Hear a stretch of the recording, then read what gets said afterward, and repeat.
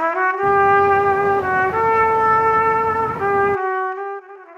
Tiger from Malgudi. ये कहानी एक टाइगर की है। कहानी में मैन प्रोटैगनिस्ट एक टाइगर होने वाला है। तो अभी टाइगर मालगुडी की एक जू पे बंधा हुआ है, कैद है, और वो अपनी कहानी सुना रहा है कि उसके साथ क्या क्या घटनाएं हुए।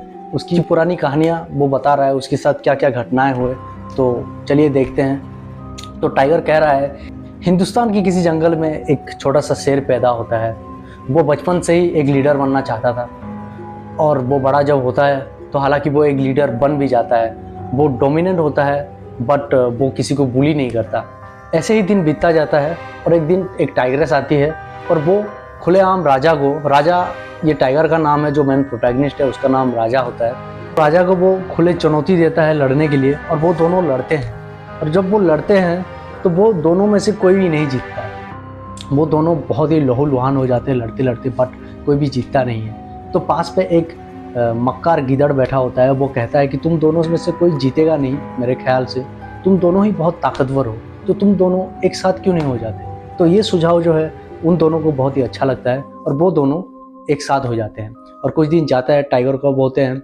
वैसे ही टाइम बीतता जाता है, और उनका एक रूल भी बन जाता है, कोई भी अगर शिकार करने जाएगा तो दूसरा बच्चों के साथ, टाइगर कॉफ के साथ गुफा में रहेगा, और दूसरा शिकार करने जाएगा। तो एक बारी राजा शिकार करने जाता है जंगल को, और टाइग्रेस जो है वो बच्चों के साथ गुफा में रहती है। तो इसी टाइम कुछ शिकारी आ जाते हैं, और टाइग्रेस और टाइगर कॉफ को मार देते हैं। राजा जो है वो जंगल से लौटता है और देखता है कि टाइग्रेस और उसकी टाइगर कॉफ सारे ज़मीन में गिरे हुए हैं। और ये देखकर राजा का दिमाग गुस्से से लाल हो जाता है, और वो एक करीब की गांव में जाकर सारे जानवरों को मार डालता है। तो गांव में हलचल सा फैल जाता है, गांव में पूरा तहलका मच जाता है। उसी टाइम एक सर्कस का टीम आई हुई होता है। उसका एक सर्कस का मास्टर, उसका पास एक एबिलिटी होता है कि वो जानवरों को कंट्रोल कर सकता है। तो गांव वाले उसको बुलाते हैं टाइगर को कंट्रोल करने के लिए। तो वो मास्टर आता है और टाइगर को कंट्रोल कर लेता है, राजा को कंट्रोल कर लेता है। तो उस वक्त मास्टर को एक आइडिया सोच में आता है, उसके दिमाग में आता है कि मैं इस टाइगर को क्यों ना इस्तेमाल करूं मेरे शो के लिए, परफॉर्मेंस के लिए।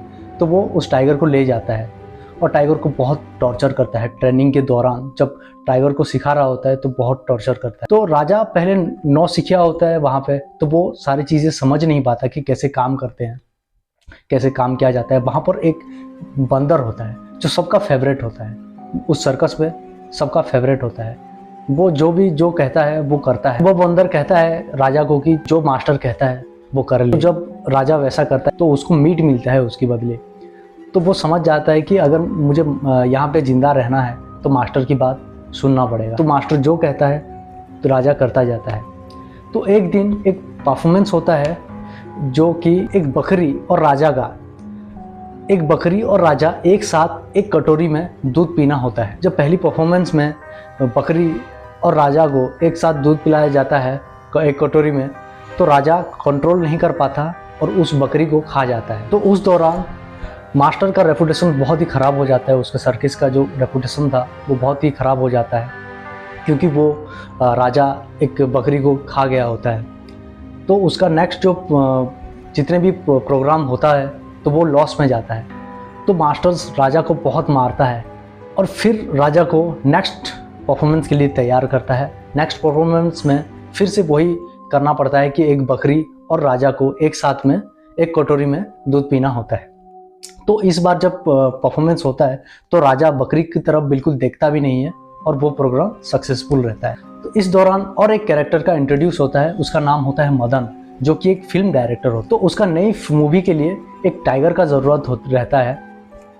तो वो मास्टर को आकर कहता है कि हमें तुम्हारी टाइगर को शूट करना है, और उसके साथ डील भी करता है। उसकी मूवी में इस राजा के अपोजिट एक जग्गू नाम का एक बॉडी बिल्डर को शूट करना होता है। तो जब बॉडी बिल्डर को पता चलता है ये बात, तो वो डर के भाग जाता है कि मुझे शेर के साथ लड़ना पड़ेगा। तो वो भाग जाता है डर के। फिर जैसे तैसे करके मदन जग्गू को मनाता है कि ये शूट कर लेते हैं, और फिर भी वो जग्गू फिर एक बार भाग जाता है, निकल जाता है। इस दौरान राजा का ट्रेनिंग चलता रहता है, और मास्टर राजा को मारता रहता है, बहुत मारता रहता है।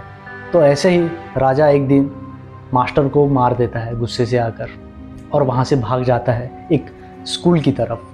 स्कूल में एक रूम पे घुस जाता है जहाँ पे प्रिंसिपल होता है और राजा वहाँ पे घुस जाता है और वो दोनों बंद हो जाते हैं एक रूम पे। राजा का जो बिहेवियर था वो अब तक चेंज हो चुका था कि वो और किसी को भी चोट पहुंचाना नहीं चाहता। उस गांव के लोग आ जाते हैं और एक शिकारी को बुलाते हैं राजा को मारने के लिए और वो शिकारी भी राजा को मारना चाहता था। उस दौरान एक शांत साधु आ जाते हैं, कहते हैं उस शिकारी को कहते हैं, मना करते हैं कि टाइगर को नहीं मारना चाहिए और वो बहुत ही समझाते हैं, लेकिन वो शिकारी वो ठान चुका था कि मुझे इस टाइगर को मारना है।